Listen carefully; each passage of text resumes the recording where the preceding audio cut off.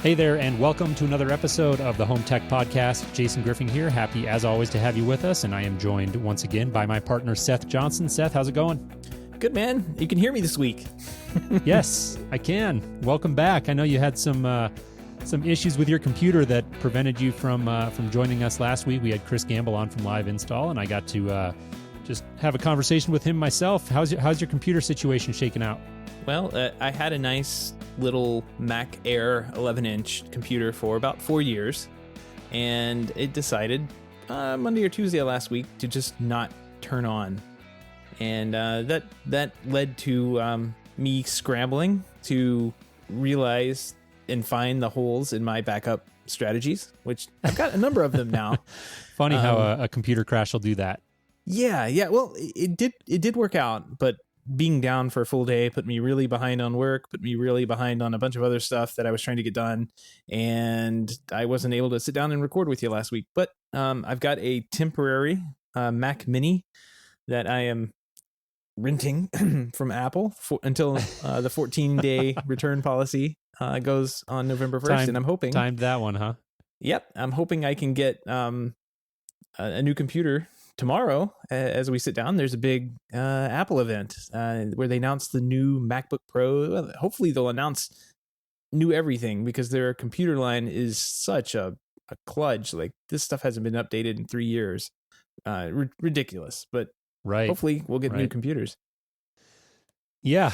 So if you're listening to this show, it'll obviously be at least the 28th, and the Apple event is on the 27th. So like you said, that'll be tomorrow as we're sitting here recording this. Is that timing going to work out? I mean, you've got rented computer that needs to be returned. Do you think that computer, the new MacBook Pro, everyone's talking about it? I don't doubt that it's going to come out, but I forget how these things work. Do you think they'll be shipping right away? Well, I don't like this Mac Mini. It's very slow, and I think it's slow because I didn't get the SSD drive. I've still got the spinning disk in there, and I'm not happy with it. So I'm just going to bring it back anyway and do a full backup, full clone of the drive. And then when I get there, if I can't get a new computer, I'll rent another one for 14 days until I can get a real one. Hey, well, it's not like you just told anyone about your plan, but... well, if anybody from Apple's listening, pay no mind. Right. Yeah, I've got a Mac Mini here at home, and I've got the spinning hard drive in mine, and it's okay. I've got a SSD in my laptop that I use, and it's definitely significantly better. But yeah, I find the spinning one, once it kind of boots up and gets going, it's not too bad, but definitely that reboot and boot up process is pretty rough. But anyways, let's get in. We've got a lot to cover here. Another great show. David Weinstein from Lutron joined us, and listeners to our show may recall, actually it was just about a year ago exactly we had David on, and didn't really plan it that way, but that's how it worked out. And he joined us again, talked about a lot of interesting stuff with him. One of the main topics we touched on is sort of this emerging builder market for home technology. We're seeing a lot of big kind of production builders here in the States, in particular, companies like KB Homes and Lennar really start to show more interest in the smart home. And so we talked about Lutron and their role in that. We're going to touch a little bit on that in the news as well. So we do have some news to cover. Be sure you stay tuned for our interview with David. Before we jump into the news, just want to send another quick thank you to everyone out there who's become a patron of the show. If you're not familiar with what that means, you can head over to HomeTech.fm/support. We've had a number of people do that and sign up. And in short, it's a way that you can financially support our efforts here and show some love to the Home Tech Podcast for as little as $1 a month. Really appreciate everybody who's done that. If you're a fan of the show, if you find it entertaining or educational, would highly encourage you to take a minute and go check that out. Once again, that URL is HomeTech.fm/support. Absolutely. I just want to echo thanks as well. If anybody has gone, and we've had a couple over the last couple of weeks, join up and sign up to be patrons, and we definitely appreciate that. Keeps the lights running. Might help go to fund a new computer here shortly. You got it. Well, let's dive in. We got a number of news stories here we want to cover, and like I alluded to, one of the first topics we're going to touch on is initiative on the part of Apple to really get aggressive with some of these production builders. So we've seen some stories break this week about Apple teaming up with companies like Lennar, Brookfield Residential was mentioned, KB Home, and they're basically going in and using model homes to put in HomeKit equipment and demonstrate this to potential buyers, with obviously the hope of planting that seed and getting people, more immersed into the Apple ecosystem. One of the articles I read said they had about $30,000 worth of HomeKit gear. I was kind of scratching my head and trying to figure out that's a lot of HomeKit gear. This stuff is typically $200 to $300. So I suspect maybe some of that was speakers in the ceiling, or who knows what was included in that number. But TVs. In any event, yeah, exactly. In any event, though, I think it is interesting to see Apple taking a proactive role in this. Yeah, definitely. This is really cool. I'm excited to start seeing this, because we knew that the technology would make it into the home eventually, and one of the big guards and vanguards of that it has been builders. I mean, they've been very difficult to team up with and bring in technology for some good reasons and for some bad reasons. Like from my perspective, I'd like to see this technology in every single home. But from a builder who has to warranty and has to, keep up, listen to the complaints of somebody who's not happy with a technology integrator who isn't really holding up their end of the deal, I could totally see that, why they weren't enthusiastic about including technology in homes. So I'm glad to see this. I'm glad to see we're finally getting up that hill into a wide adoption and, breaking through some of the old business models and getting into the builder homes is one way of doing it. Yep, definitely. And I think also one of the things that struck me about it is that it does, in my mind, demonstrate a long-term a commitment by Apple to the smart home and a belief that this market is for real, because it's not a short play for them. HomeKit is not about selling hardware. They're not in it for that. And so this is definitely a long play for them to try to get people more immersed into the iOS ecosystem, and clearly there's self-interest there, but it's not like they're going to see, a really quick return on it directly. It's more of a long play for them, and I thought that was interesting. There was another article, semi-related, but on a different note, in CE Pro this week that Julie put up about, will builders basically be subsidizing this sort of technology in exchange for the data that they can gather. And so this stemmed off of a speech that a gentleman by the name of Tim Costello, who's runs a builder marketing business called BDX, gave a speech at the ASION Unlimited conference out in Vegas. And interesting topic. We'll include a link in the show notes. People can go check that out.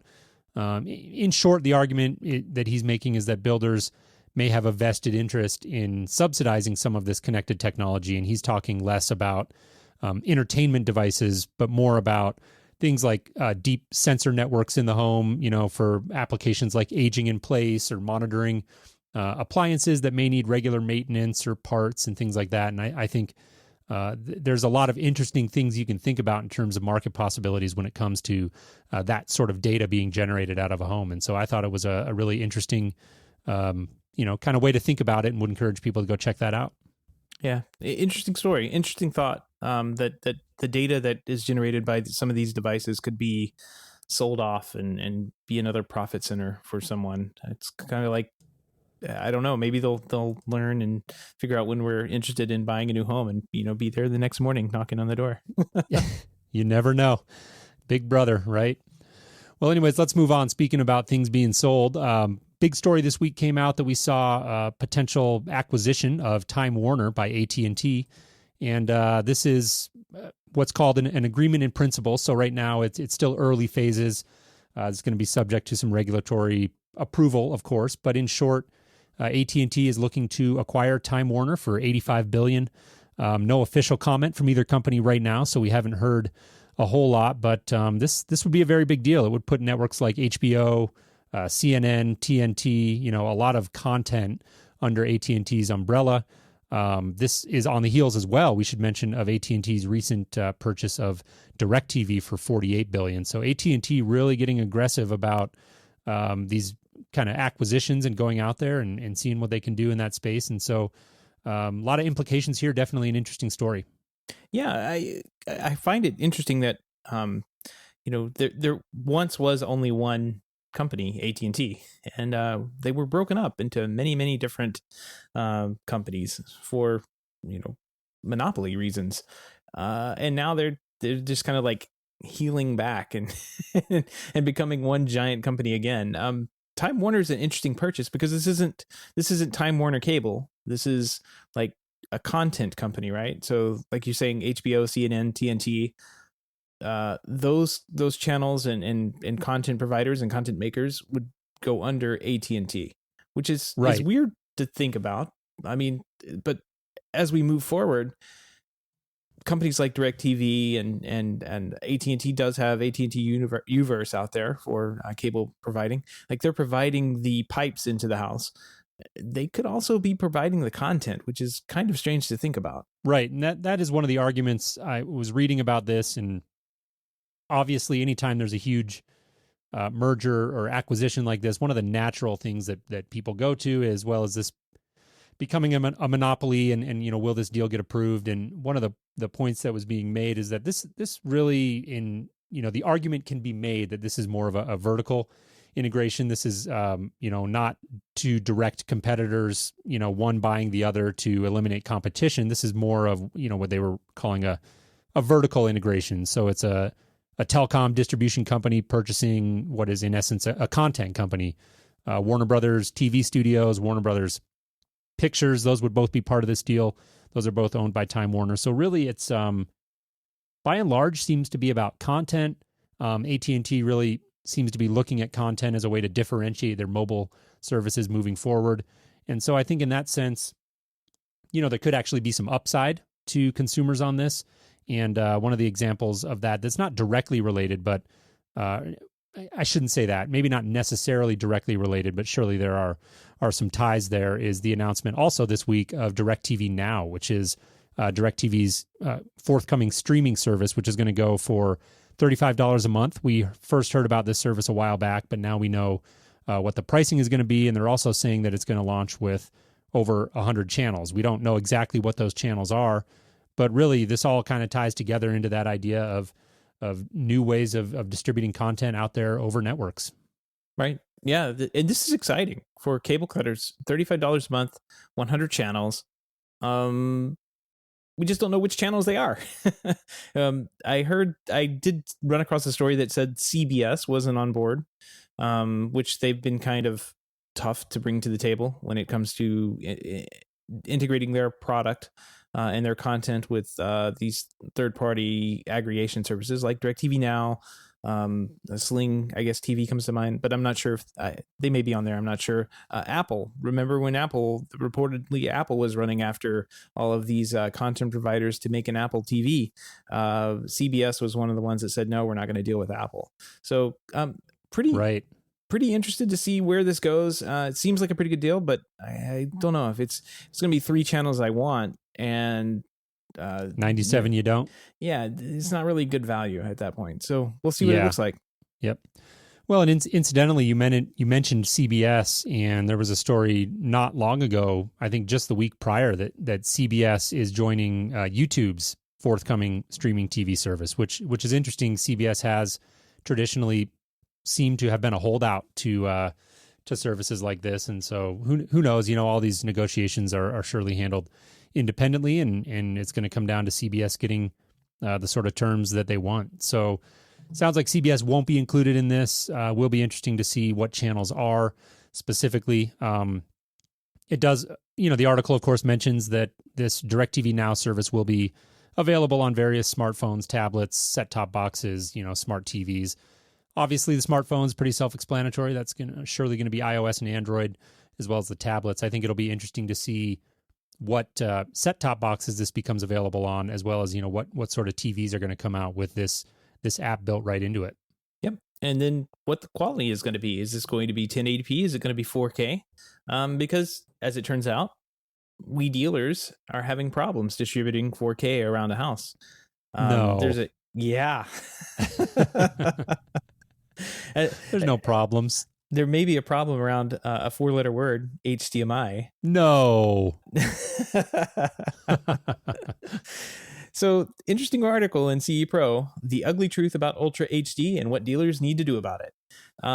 Evidently, 4K HDR is starting to exceed the limits of what HDMI can actually do.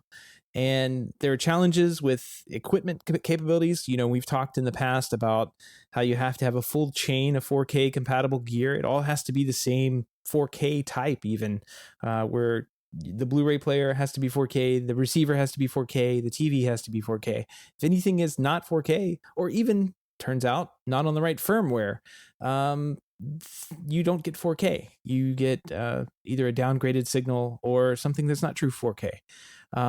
They're also having problems with longer HDMI cables on the systems, which, when we're doing video distribution, that's we're not running HDMI cables. We're running other equipment, but sometimes you will need an HDMI cable to go to a projector, for instance, and that typically tends to be a longer HDMI. And some of the equipment is not even able to handle what they're calling, what is 444. I think most of the time you get 420, if I'm not correct.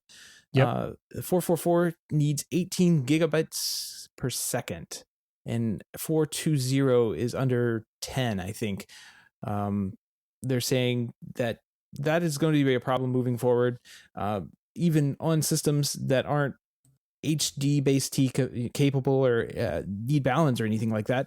They're saying the Ultra Blu-ray discs from Samsung and Philips are outputting at 13.5 gigabits per second. Once they hit the receiver, a switcher, they get squeezed down to 9 gigabytes per second, and the HDR is actually gone. That's a problem. That's a big problem. If we're selling 4K and not actually delivering on it, what are we going to do? Yeah, it's a lot of numbers and alphabet soup there, and it gets nuanced. But at the end of the day, you're right. It's a challenge, and it's something that we've talked about quite a bit on the show. And there's always people having this conversation and trying to figure out how we handle it. I got a kick out of this. Was reading the article, and one of the solutions mentioned is conduit. Yay! And I just thought that was so funny, because here we are talking about all this crazy high technology stuff, and at the end of the day, what's still one of the best solutions? Well, just a plain old-fashioned conduit, and it's hard to argue with that. Yep, absolutely. Another couple of things they brought up were fiber, which you probably need to pull inside of a conduit to keep it protected and away from drywall saws, and then network solutions. And according to one of the people quoted in the article, the appetite for 4K and HDR inside of the commercial realm has always been there for the past couple of years. And we're seeing that technology kind of filtered down into the residential space. But the thing is, that's super expensive to do. Like it's not something that you're going to see done in most residential homes. And then I think one that the article missed was the one that I keep hitting on, and I think we've talked about a number of times on the show, is just the app on the TV. We talked about DirecTV Now and the other services that are out there. What stops them from delivering 4K content straight to the TV and displaying it right on their app? That's coming, and it'll come faster than we can figure out what to do with our equipment. Soon we'll just have screens that will display 4K natively, and you don't have to worry about running conduit or fiber or anything like that. Just hook up to a network, and you're good to go. Right. Well, and that signal, even if you are doing what you describe, where you're just basically mounting the TV on the wall and hooking it up to a network, I mean, that network signal's still got to get there somehow, and whether that's over fiber or obviously more likely copper or even Wi-Fi. One thing I will admit to not having a great understanding of is what the data requirements are in that application. Obviously, if you've got 4K HDR content, if it's on the network, presumably it's going to be under what we're talking about when you cite that number 18 gigabits per second. That's to send the audio and video signal. If this is IP packets on the network, what does that translate to? I actually don't have a good understanding of that, but presumably, my gut tells me that that's more where we're going to start to move away from this whole idea of video distribution, and it's just going to turn into, apps that live natively on the TV or on the display itself. And so I think that is definitely a conversation that is going to play into this in a major way.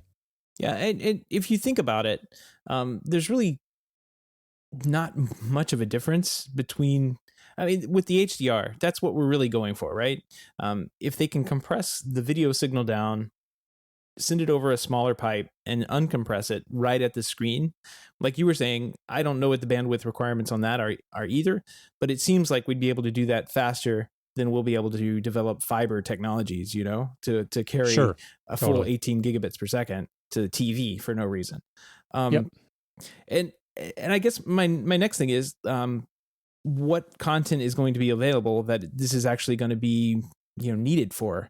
One of the gentlemen in the article says that sports is going to be a big one, but I heard that argument before. Sports in 3D were going to be, the only reason to walk around with your stupid 3D glasses on in a sports bar to watch these 3D TVs, and that fell flat on its face. So I don't know. I mean, maybe there's a compelling reason there for 4K HDR or even 8K HDR and 120 hertz demos, 120 hertz sports broadcasts, but I just don't really see that being that compelling that we're going to need to have a full infrastructure inside of a house to take care of it. I mean, if anything has been said about video for the last decade is that everybody has kind of gone down market into a price point that is comfortable for people to buy. And if you can get 4K content on a $500 TV, you can. It happens. I have 2 of them in my house now. Mm-hmm. That's going to be the least path of resistance to getting the content displayed on the TV. Is just go right to the TV.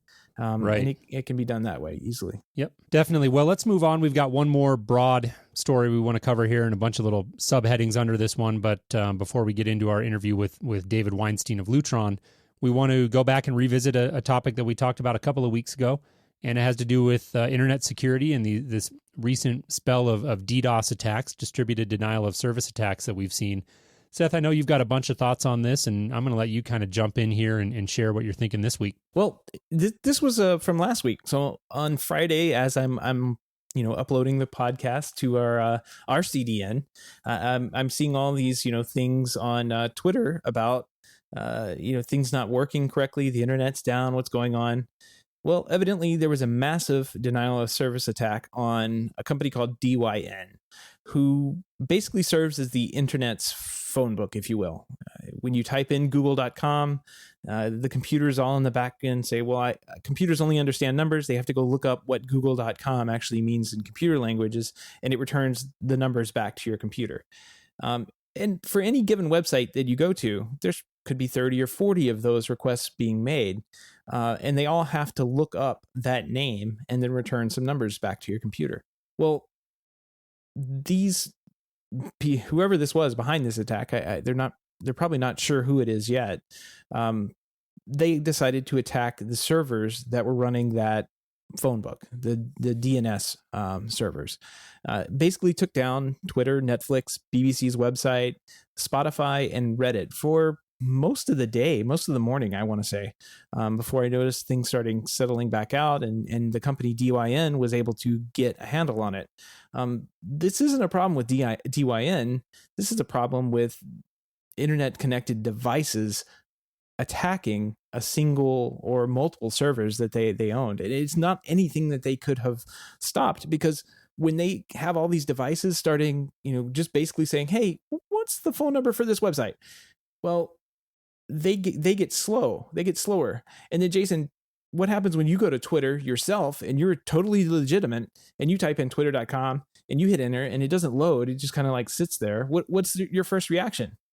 Refresh. Yeah, refresh. Yep. Well, guess what? Now you just requested it again from the same server. So they get hit not only from the illegitimate traffic from this denial of service, they're getting hit doubly from the people who are actually trying to get to the information. Yeah, and so that's what you saw happen. Yep, that's what you saw happen on Friday.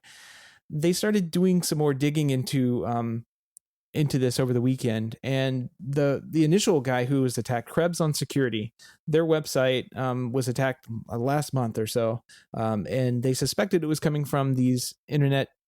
Oh God, everybody's calling them Internet of Things. The IoT devices are attacking us all.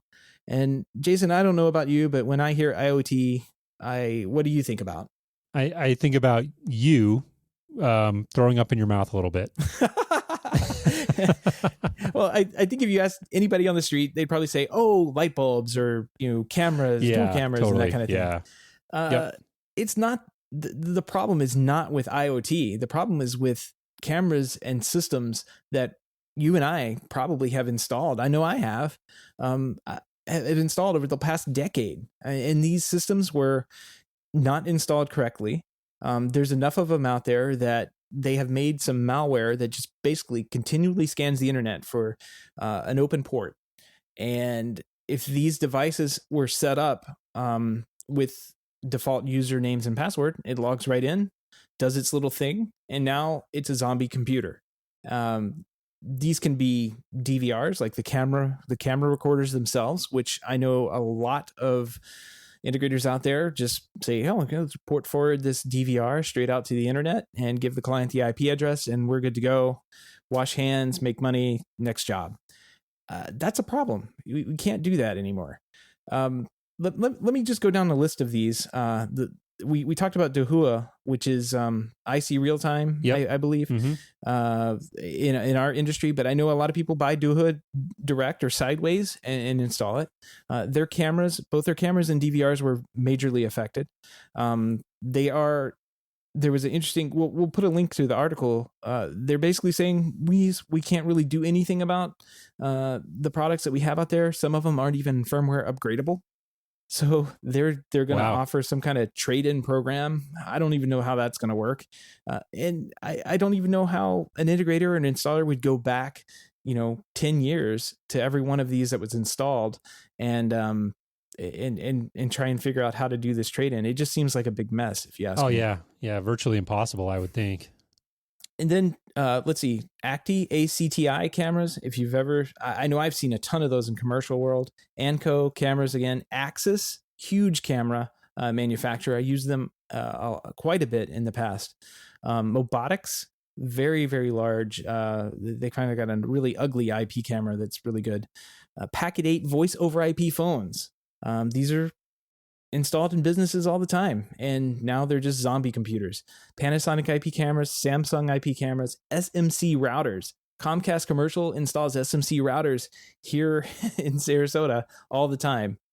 These little devices, if they weren't, they're the router. They're physically the router. If they had an open port, they're going to get scanned and made into a zombie computer. Toshiba IP cameras, Ubiquiti products, which would be the routers, Vivotech IP cameras, and Xerox printers. So a wide range of devices can be used for these attacks. And let's go ahead and add this on top of it. It's not necessarily the web login password that's actually the issue. These devices were using Telnet and SSH protocols, which is basically command line stuff. If you change the web admin login, it may not necessarily change the default password for the Telnet or SSH login. So no matter what you do, some of these devices just weren't made to sit out on the open internet at all. And there's nothing you can do about that. Once they're brought into this botnet, there's no way that you would know if you had one of these in your house at all. So it's interesting. The couple of different thoughts there. I think I agree with the point you're making. A lot of the stories I've seen are talking about this like it's an IoT problem, and unfortunately, that I think sheds a bad light on the smart home, because I do too. A lot of people in the consumer world are going to associate those two, and I think it's a stretch at best, as you pointed out. With that list of devices, a lot of those really have nothing to do with the IoT as most people think about it. And really, this is just a case more of broader, like network connected type of devices just not being secured properly or not having, basic practices like default passwords being changed. And that to me is the big takeaway. And I think, frankly, that's where, CDF put out a piece talking about the recent DDoS attack. Jeremy, who I work with over at Residential Systems, had a piece on it. And I think there's a lot of interesting dialogue happening, and I think it's an important conversation that we all need to be talking about. But I don't hear a lot of conversation. A lot of it is focused on the threat that this sort of network connected technology can present.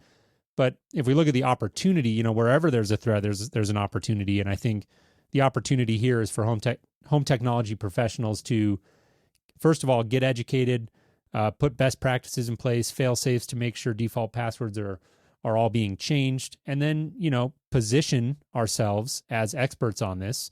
The important part being that we, of course, become experts first before we do that and actually follow through on it. But, position ourselves as experts and advocates for our clients to help them avoid being caught up in any of this sort of mess in the future.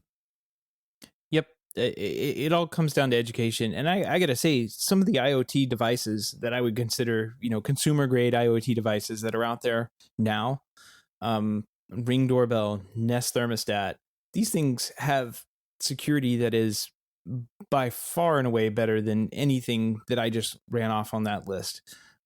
They don't require you to port forward an open port to them to get video or, temperature data out to Google servers or Ring servers.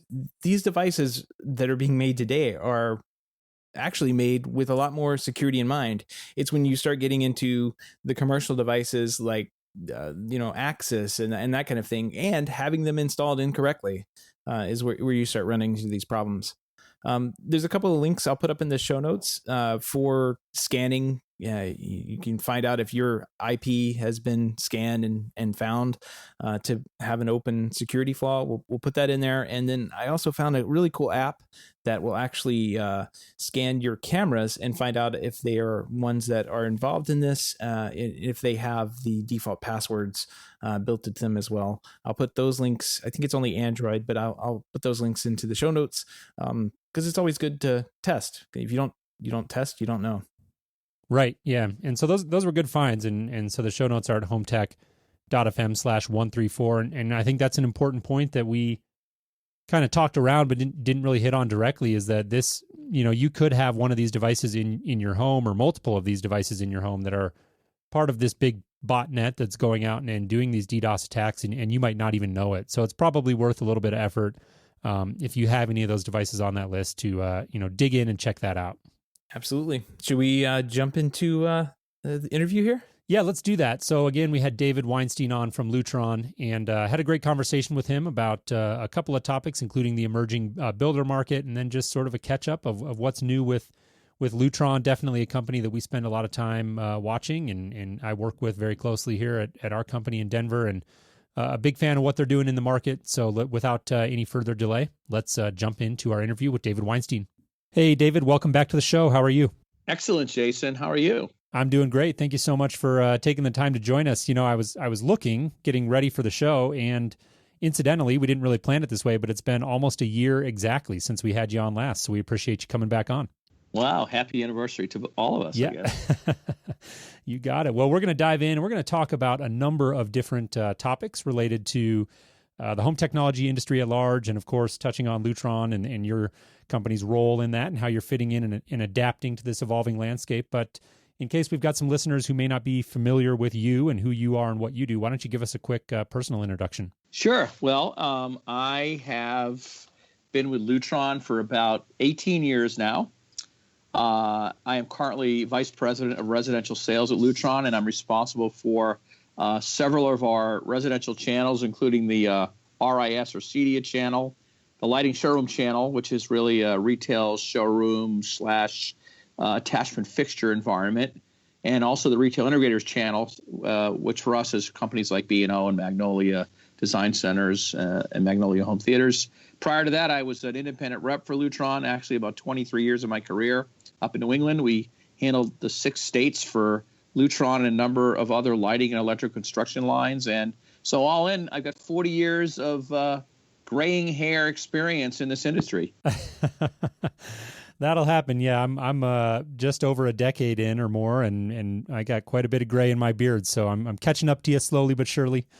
So let's just jump in. We've got a ton that we want to cover, and one of the main things that we want to talk about is an emerging category. We've actually seen a number of stories this week about Apple, and they're getting active in working with builders and getting into that market, and that's something that obviously is very important in the home tech industry, and we want to talk about how Lutron fits in with this sort of emerging builder market where we're seeing large builders really adapt home technology and play a more active role in that. So just generally, give me your opinion on it. Are you really do you feel like you're seeing a perceptible shift by large builders to really embrace and offer smart home solutions? Yeah, so one of my other related areas of focus here at Lutron is trying to lead our builder initiative, which traditionally was centered around the luxury and semi-custom world, because HomeWorks and Radio Raw 2, as an example, were very logical and relevant technologies to go in luxury homes.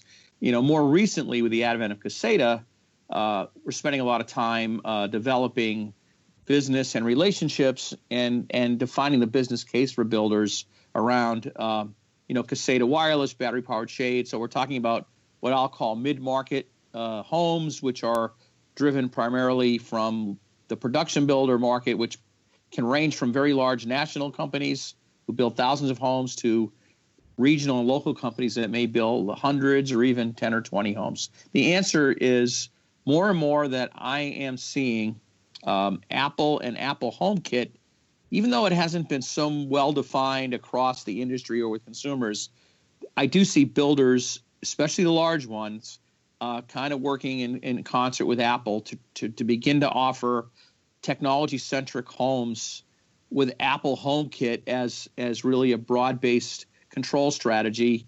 And for us, obviously, that's very good because HomeKit is compatible with Caseta wireless, as an example. Very cool. That's something we've noticed, and we actually have a story queued up to talk about this week. Not sure if we're going to, but maybe we can talk about it here. Why do you think builders are kind of gathering around that HomeKit? Is it an initiative by Apple, or is it something that more brand recognition than anything? Well, I think the last announcement, which I believe was a developers conference,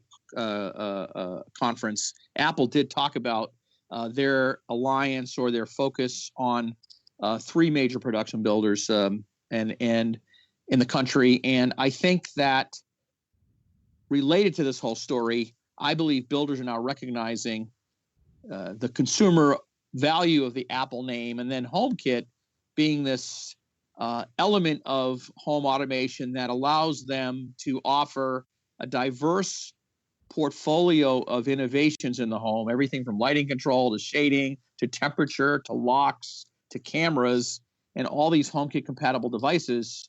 They're easily integrated in with that platform, and so I think for builders, it points to a path for the interoperability of multiple brands across the Apple platform with the confidence that it will work because it is Apple who is individually work with the individual companies to ensure the operation of that specific company's connected home device with HomeKit.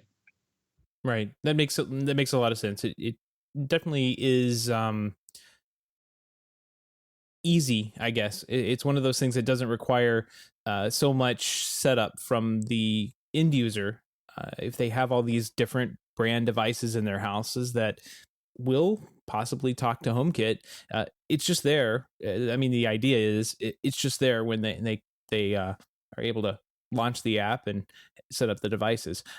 How are you leveraging custom installers in that situation to kind of like handhold the customers? I know that mine wouldn't be able to probably do a full HomeKit deployment, but there are some out there that could probably handle it. Yeah, so let me just say this: the concept and vision of the potentiality, in my opinion, is still in its infancy. But I can say with confidence that several builders are actually focusing on this. In the last month, I've been with 4 major builders, some very large national and some very local and one kind of regional. All want to align on the HomeKit platform, and in my case, working with Lutron, specifically Caseta. My answer on the players that will drive this business, I think it's early, but let me tell you what I'm seeing today. There are traditional residential interactive system integrators, Lutron, CEDIA type dealers, and some small percentage of those are taking an interest in this mid-market production home, very different business model. A few already had related businesses, whether they were around security and more baseline levels of automation, or they had relationships or have relationships or can make relationships with the local production builders. I will honestly say that today, most of the traditional integrators are not either interested or aligned in this new platform of business. There are a few that are experimenting, and there are other what I call hybrids that actually are doing it quite well. I really think the opportunity, we will learn about new kind of players, in-home service companies, maybe traditional companies that we've learned for years have been kind of talking about home control and automation, but really haven't done it yet. So I guess what I'm saying is it's a fast evolving business that today I see a small percentage of traditional integrators. Actually, frankly, traditional electrical contractors that are in homes doing wiring may be potentially well aligned to this very high volume business. And then, there's these other in-home service companies that are already in the home that have the kind of service-oriented scale to do large volumes of homes. I'll also tell you that based on today's world, that the luxury business is relatively strong across North America, and most of the traditional integrators are very busy in the luxury segment, and it's a very specialized business. Many that I talk to either don't want to move into this new market segment or are simply too busy and focused on taking care of their core business to potentially dilute their expertise in the mid-market business. Yeah, I know from experience that it's a pretty tough market to dip your toe into. It's very fast paced. These builders are putting up 60 and 70 homes inside of a neighborhood in a matter of months. I mean, they go fast. As soon as they hit the ground with their model, they've already sold half the neighborhood out. I want to point to a case study I think was published in CE Pro where you were actually mentioned in it a couple of times about a case here in Florida with Arthur Ruttenberg Homes. It's ABRC.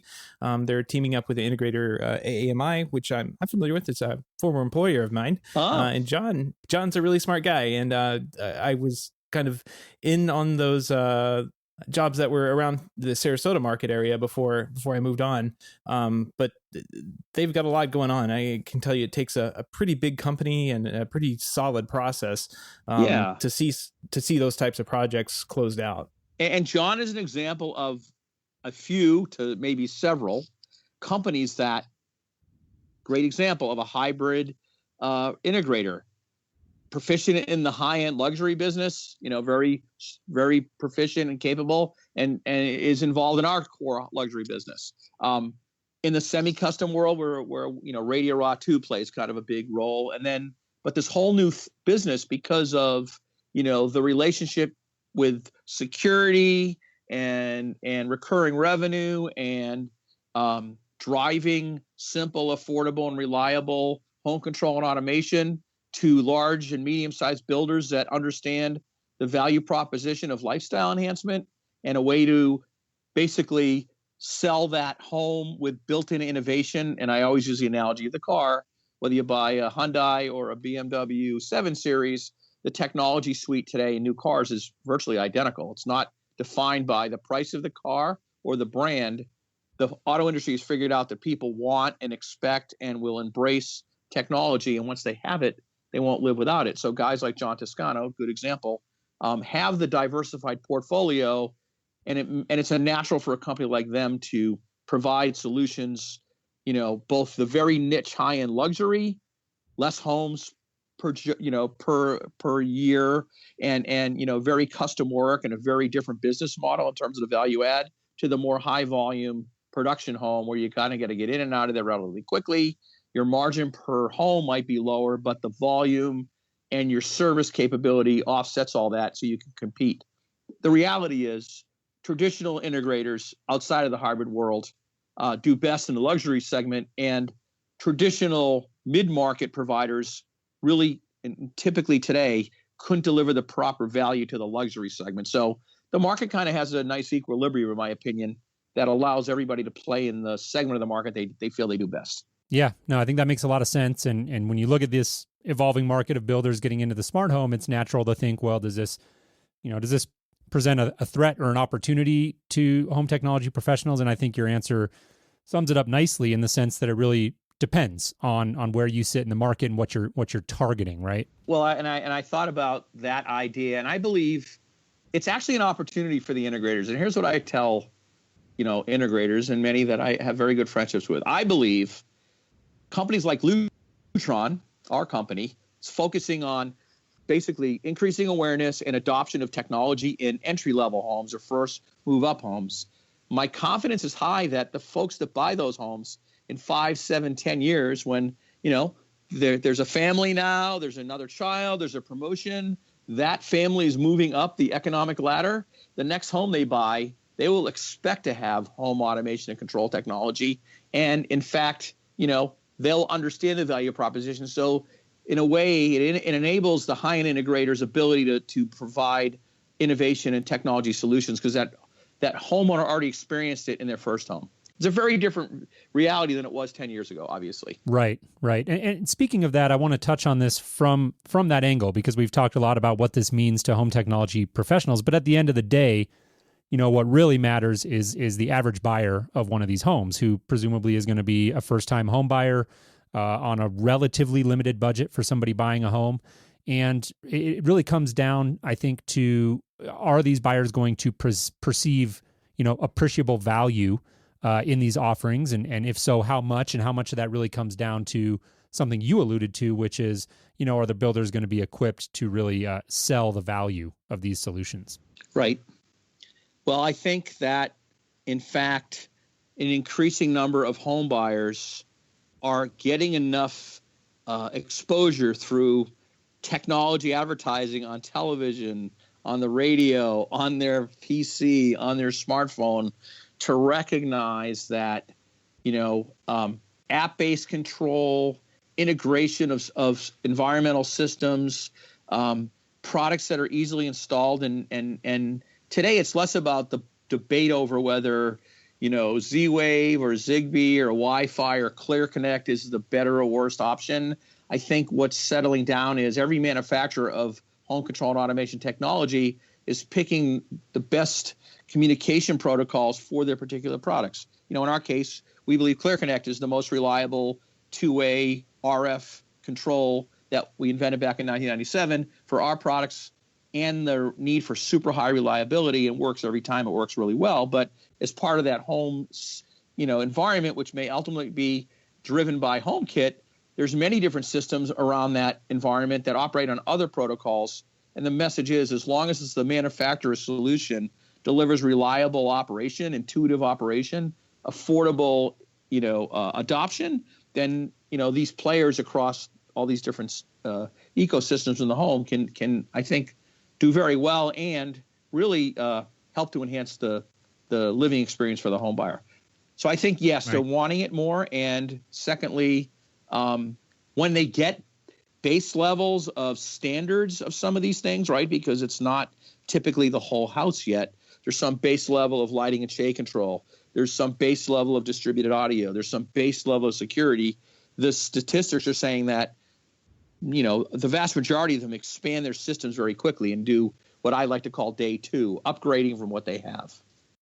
All right. Do you see this? Do you see this as like a trend, or is this something that builders are going to be in for the long haul? Like, this may be how homes are sold as a standard. Like you made the analogy a minute ago about cars. Like, cars now ship with that rear view camera thing. Like, they're all bragging that it's a sales feature, but no, it's required because people need that in the car just to back up these days. Do you see that technology is just going to be expected into the home, or is this just kind of a trend that's going to wane out? Yeah. So, I'm saying that my personal opinion, not just because I'm a sales leader at Lutron and I have to drive positive thinking for adoption of what I promote. No, I really believe it's here to stay. Its adoption is and commitment level of builders is growing every day. And even though today it's not viral, and I don't know when it'll go viral, it may never go viral, but it may grow at very positive rates that'll be good for, the manufacturers, the dealers, the builders, and the homeowners. But no question, more and more expectations of some technology, more and more confidence that reliable brands with reliable levels of quality and service are accepted to go into the home. And I use again, back to the cars. I mean, it's not just rear cameras, it's lane departure, it's streaming audio, it's streaming, it's your power phone windows. Exactly. I mean, obviously that's really old now, but no, I think it's here to stay. And whether I'm meeting with a luxury builder, a high-end builder, or a production builder, absolutely unequivocally, builders are preparing and planning on adoption of technology. Great. Love to hear that. And I know Seth is half kidding when he says power windows, but I think it's a good analogy when you really stop and think about it, because that is something that you wouldn't ever see or think about buying a car without that now, for all intents and purposes. And maybe home technology is getting to that point with builders, or at least on the road to getting there. And so I think it's a fascinating market to watch. It's definitely one that I'm paying a lot of attention to. I think you're right on point in terms of a lot of people, our company, I would include in that, being so busy with the luxury market right now that it's hard to even think about a new market strategy. But I think it is something that every home technology professional should be keeping in the back of their mind. But let's move on. We got some more stuff we want to cover here with you beyond just the builder market. We really want to just get a quick update on Lutron. I know you guys have been very busy since the last year that we had you on. And one of the things that I know you've been working on, and a lot of other companies have as well, is Amazon Echo integration. So that's a big deal right now. Voice control is a very hot topic. And give us an overview of the current capabilities of Lutron as far as the Amazon Echo integration goes. Sure. So yes, at CEDIA, we did announce the ability for Caseta, HomeWorks, Radio Raw 2 to easily integrate with Amazon Echo. The level of functionality kind of goes up from the Caseta level to when you get into HomeWorks or Raw 2. But let's first talk about the Caseta level first. Caseta will operate innately with Amazon Echo, and you have the ability to set out voice commands to turn on lights, turn on raise and lower shades, and things like that, and very, very innately and very simply. And when you get into the Raw 2 and HomeWorks level of Alexa, you actually have the ability to create scenes.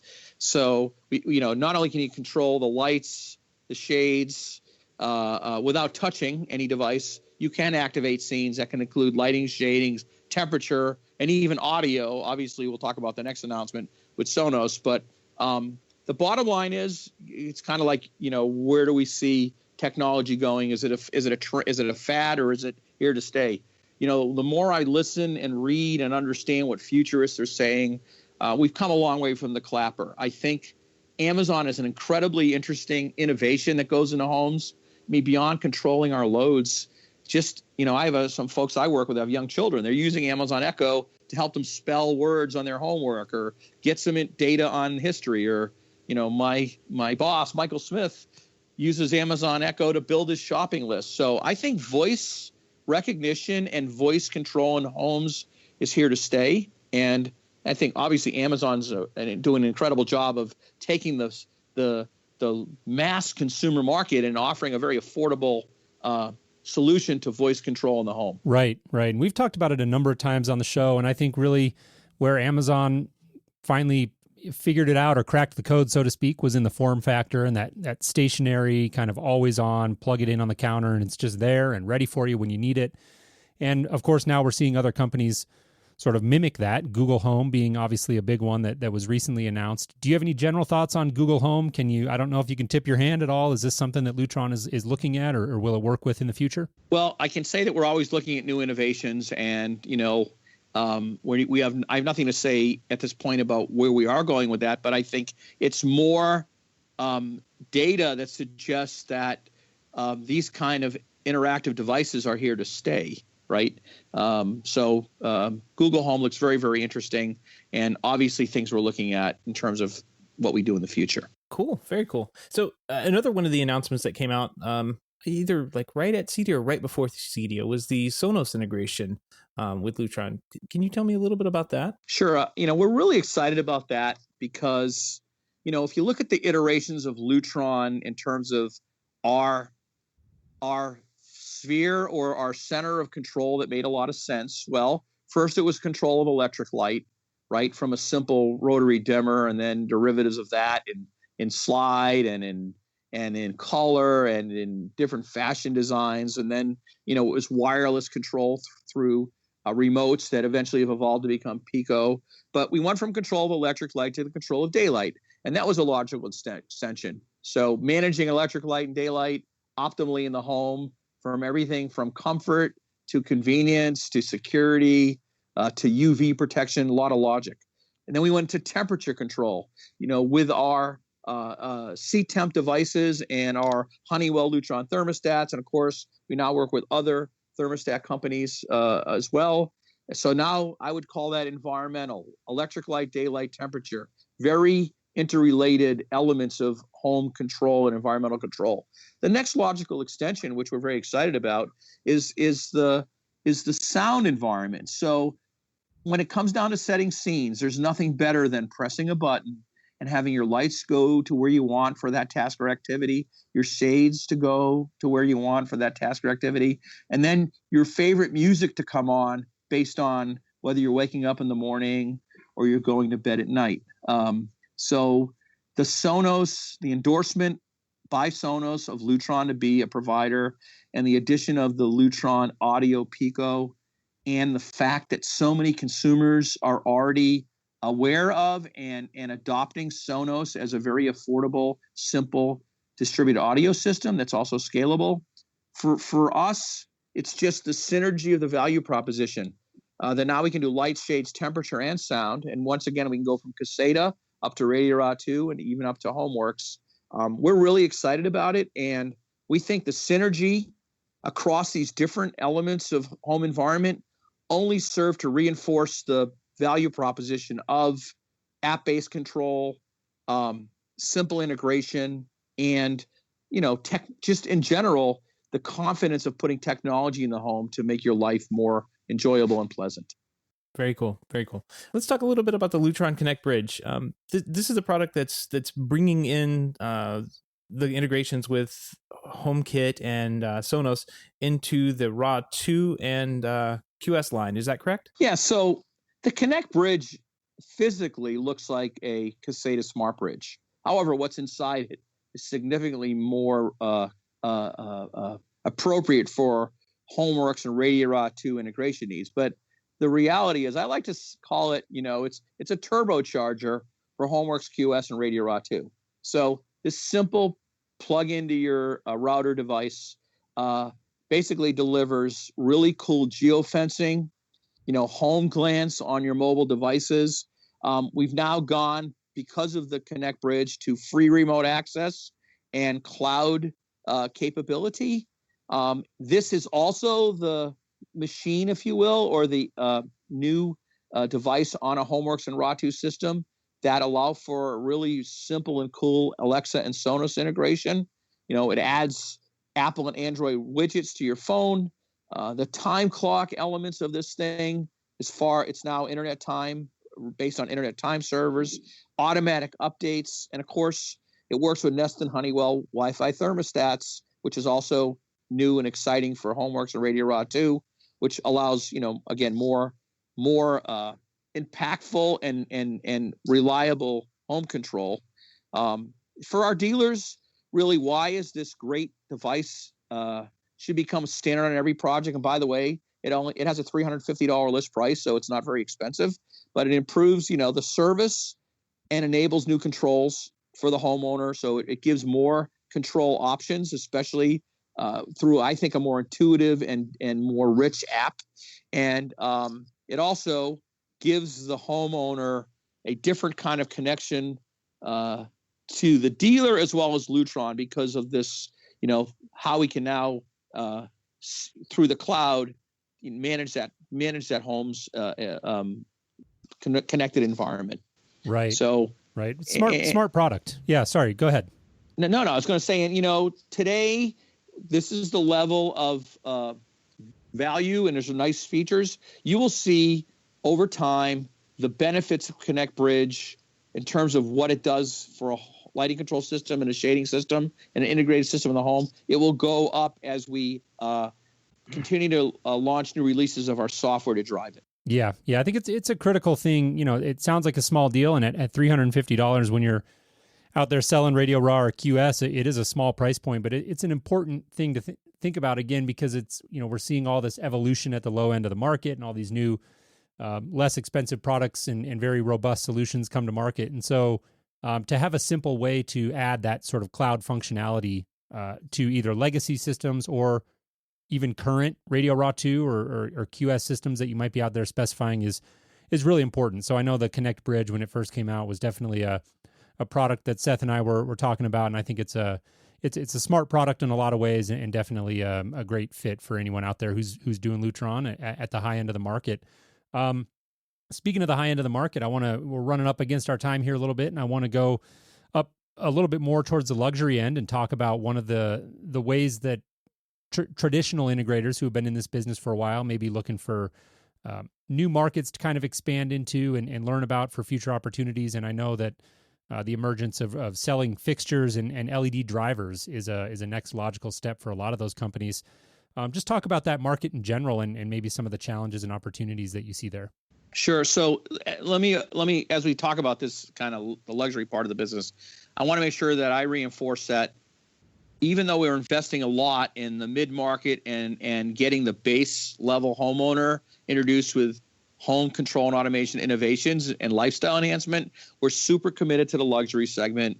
So our HomeWorks platform, really important to us, growing very nicely. Our shading business, really important, growing very nicely. And our fastest growing new category is what I like to call high performance LED fixtures. So, we are absolutely working with our dealers and the specification community to introduce what I like to call a system match solution. So we got into the high performance LED fixture business, frankly, because there was a need to minimize risk and deliver a reliable system in terms of color consistency, in terms of smooth continuous dimming, also the benefits of addressability, which we'll talk about in a minute. But at the end of the day, because of so much infusion of new LED lighting fixtures, drivers, different control protocols, and the dimming capabilities of today, very often there'd be a lot of finger pointing on projects when lighting control systems went in, fixtures went in, things were interconnected, and the performance was not meeting the homeowner's needs. In some cases, it means ripping out fixtures. In other cases, it means letting a customer down and becoming very expensive. So for us, the Fineri, which is a 3 and 4 inch downlight system, square and round, trim and trimless kind of trims with what we call a Zaccato light engine, delivers 98 CRI, which is almost as good as daylight, dimming down to 1%, very consistent color across many fixtures. And then if you specify it with our ecosystem driver, which is really something that evolved out of our commercial business, you now, through your HomeWorks software, can individually address lighting fixtures and rezone them and reorganize them based on how the homeowner changes their furniture layout, whatever. But this system is polarity free, topology free, line or low voltage wiring in terms of the communication. So what I think we've been able to do is help our dealers deliver a reliable solution. And in fact, Fineri is a really robust product. We just announced at CEDIA that our LED fixtures have now a 10-year warranty, both our downlights and our Lumeris fixtures, which are our linear products, which, by the way, with a Lutron, a new driver can dim that down to 0.1%, which is really an architectural range for an under cabinet light. But my message is many electricians actually are excited that Lutron delivers this turnkey solution that ultimately the integrator has to be responsible for. Obviously, trades have to work cooperatively so that, the electrician has to be properly paid for wiring them and maybe installing them. The integrator has to take responsibility for the integration, perhaps providing them. But we are seeing in more and more cases that there's a very rational strategy for an integrator to sell lighting control, shading control, aesthetic keypads, integration, and basically the idea of digital lighting. That because these LED fixtures aren't just on-off incandescent simple products. They're very technical LED digital fixtures, and ultimately the relationship between that technology and the system is now very logical. And yeah, it is a great new revenue stream for our integrators. Wow, very cool. I'm glad to see that product. I remember seeing that over in the commercial side, and I'm glad to see it has made its way into residential, because it definitely would fit in the super luxury market. I think that's really cool. David, I want to say thank you very much for taking your time to come on the show. If people want to reach out and get in touch with you and talk a little bit about Lutron, what's the best way they can do that? Yeah, I think the best way is just shoot me an email, dweinstein@lutron.com. Or just call up Lutron and ask for me, and I'll get right back to you. Very good, David. Well, I just want to echo what Seth said, and thank you once again for taking the time to come on and join us. Really enjoyed the conversation, and we'll look forward to reconnecting with you again soon. Thank you so much, gentlemen. I really appreciate it. All right, take care.